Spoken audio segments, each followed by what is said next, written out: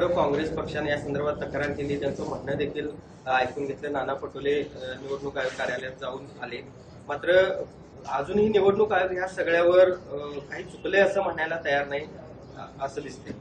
असं आम्हाला दिसते. पुढे स्थानिक स्वराज्य संस्थांच्या निवडणुका येऊ घालत आहेत आणि आता विधानसभेला ज्या निवडणुका झालेल्या आहेत त्याच्यामध्ये आपण पाहिलं की महाविकास आघाडी खूप बॅकफूटवर गेल्याचं चित्र पाहायला मिळत आहे. या पुढच्या काळामध्ये महाविकास आघाडीची रणनीती काय असणार आहे? आम्ही सगळे एकत्र या निवडणुकीला समोर जाणार. निवडणुकीत ऑप्शन जाऊन असतात म्हणून नावं घ्यायचं नसतं. आता मी आयुष्यात 14 निवडणूक लढली, मला कधी फळावर फायदा नाही. पण यावेळेला राज्यात आम्हाला फळावर फायदा नाही. जरी फळावर आला त्याची चिंता करायची नाही, लोकांच्यात जायचं. आज लोक अस्वस्थ आहेत असं आम्हाला दिसतं. म्हणजे लोकांच्यात उत्साह दिसत आहे.